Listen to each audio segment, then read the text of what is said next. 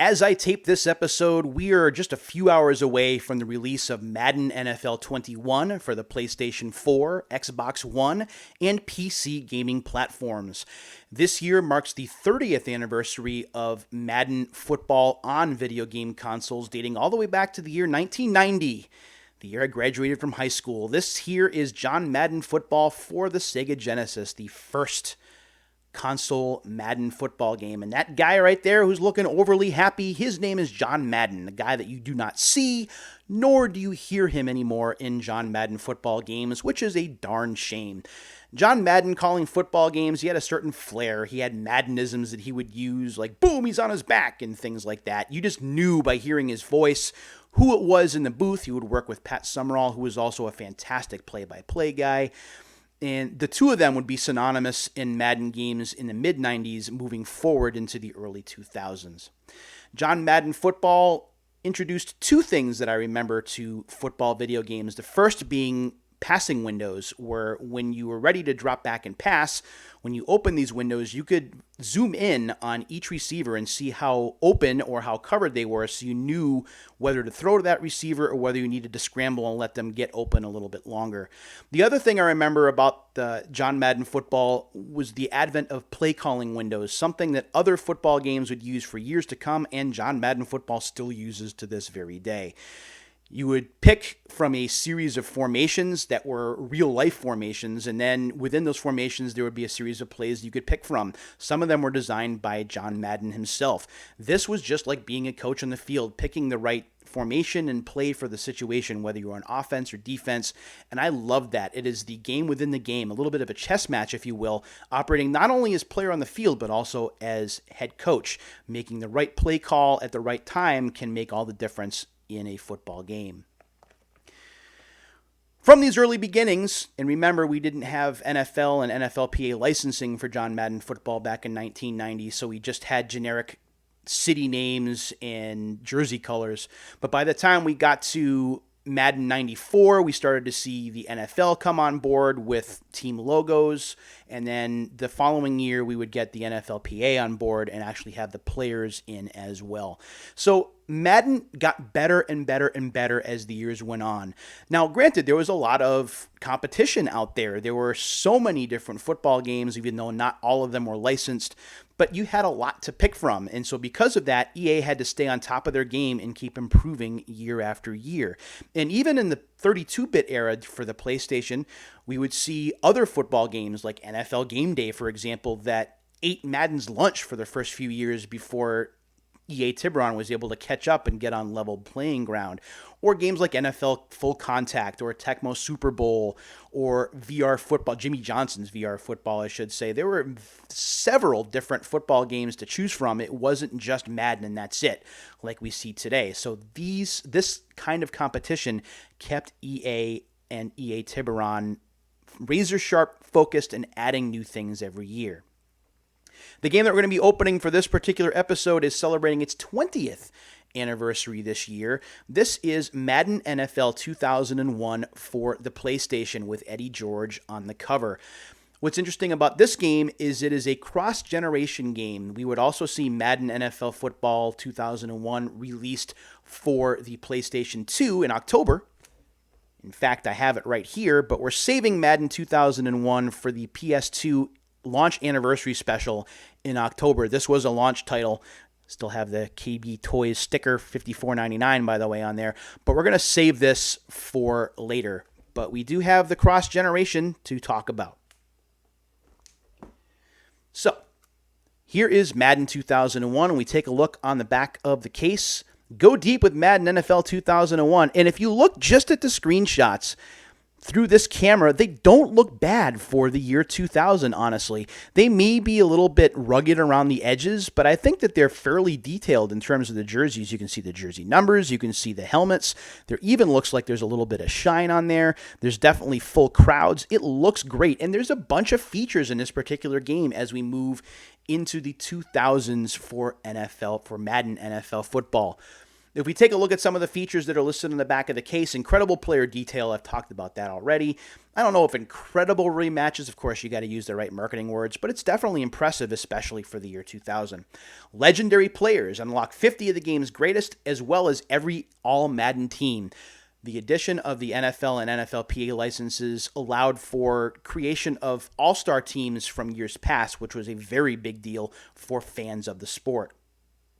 Exclusive NFL Coaches Club, authentic strategy and signature playbooks from real NFL coaches. Did you know that not John Madden, but that Bill Belichick is in this game and in the PS2 game? If you were interested in seeing Bill Belichick in video game form, those are the places you have to look for him. After that, and after Bill started to get really successful, he had his own brand, and he did not allow himself to be in Madden football games, which is really kind of a shame. New 2-minute drill. This was exclusive to the PlayStation version.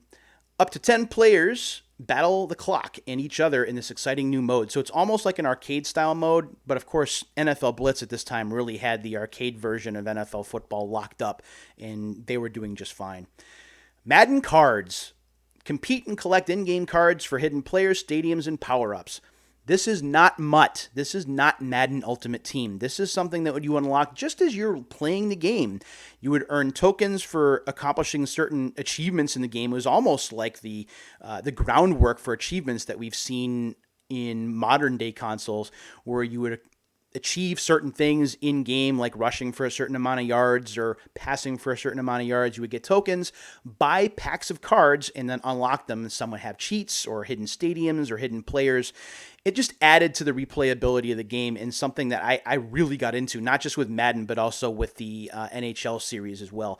So these are fantastic, I think, and they don't cost an extra penny. They're all right there on the disc, and you can open them through gameplay. So without further ado, let's go ahead and get this open. I'm hoping that this goes well, because I've tried to open this in several different takes and have not done well in doing so. But I'm determined to do it this time. There we go. So, there we go. I think, yes. So as we open this up, we're going to take a look at the disc on the inside here in just a minute. Tough when you can't see yourself on camera because the game's in the way. There we go. All right. It does, by the way, have the Madden NFL 2001 ID sticker, so that's how you know that it is factory sealed and not resealed, as some games that I've opened up on this show have unfortunately been. There we go. So when we open up the case, we have on the inside, we have this EA Sports catalog, and we're going to get to that in just a moment. We have the Madden 2001 disc, and we have an ad for NHL 2001, which is also a very good game, and I'd like to be able to get that one if I could at some point, because hockey on the PlayStation and the PS2, at least in my opinion, was covered so very well. Let's go ahead and take the instruction manual out, and we'll get to the manual in just a minute. I just want to go through the catalog here real quick, and it is very much a catalog. It is stapled and everything. So we have Live 2001, we have Madden NFL 2001, we have NCAA Football 2001. We're going to get to some NCAA football video games for Unsealed in the future. Supercross 2001 is here. FIFA 2001 and Knockout Kings 2001 are also here. I believe that's it. We have a couple more. We have NASCAR 2001 and Tiger Woods PGA Tour 2001. That would be the third year, I believe, of the Tiger Woods franchise, which would go on to make EA a lot of money. And also NHL 2001, which we saw the ad for on the back of the instruction manual. We also have some EA games here. We have 007, The World Is Not Enough, and 007 Racing. So yes, EA had the 007 license back then. We also have Medal of Honor Underground. I would love to find an original copy of Medal of Honor to open for this show, because it's a fantastic game, and the game is now over 20 years old, 21 years old this fall. It really, for me, was the first-person shooter that I played and enjoyed, and because it had roots in World War II, it had that historical background, which I really got a kick out of. All right, so let's take a look at the instruction manual. Again, there is Eddie George on the front.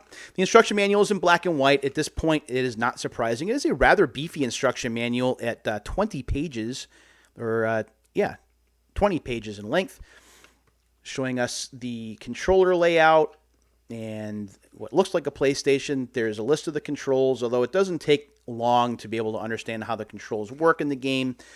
Talking about game setup, starting an exhibition game. Season and franchise are both here, so that's pretty important. Franchise, of course, a series of seasons, so your game doesn't end at the end of the season whether you win or lose the Super Bowl. You can keep playing and trying to improve your team, which adds measures of replayability as well. Custom leagues are here. Tournaments are here, and of course, Madden at this point is very established and is pretty much a yearly tradition for folks, and that makes sense because it's now 10 years in. So being able to design your own tournament made it more of a hangout kind of game where you could get a bunch of friends together. Usually you'd see this a lot on college campuses, but you would also see it with groups of friends getting together, especially to ring in the football season as well. Situation where you could set up a different situation, like if you're down 3 and it's 4th and 3 from your 30, are you going to be able to make it and win the game? Things like that. I think that that's pretty awesome. Madden cards are here. You can collect those. NFL record book where you can set records during gameplay and it saves that. I always thought that was pretty neat, kind of like a high scoreboard. So if you're playing with some of the easier difficulty settings, it's fun to kind of roll up the score and see how that goes. You can create your own plays, and of course you can save all of this information to a memory card as well. There is a lot to like about Madden games on the PlayStation. I was a bit sad to see that they got away from the FMV presentation because the presentation value of Madden games tended to decline a little bit, especially through the end of the PlayStation era.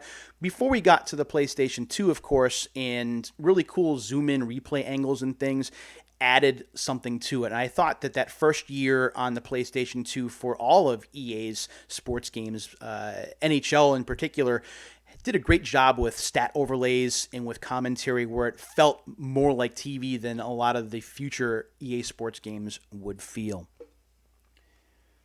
So yeah, we're just about ready, probably from now about 3 hours away from another year of Madden NFL football.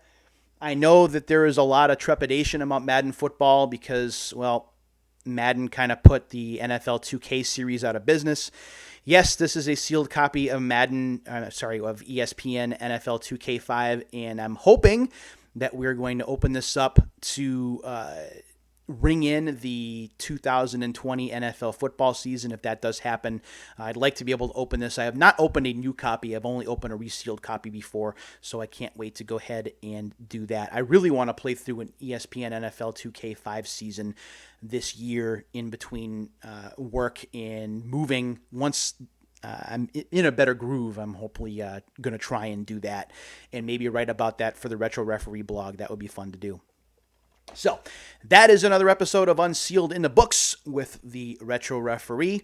If you're buying Madden 21 this year, if you're buying it in the next couple of hours, I hope you enjoy yourself. I may jump on Twitter and give my own 2 cents once my version of the game unlocks. But until next week, my friends, please take care of yourselves and each other, especially during these very weird and difficult times. And we'll do it again soon.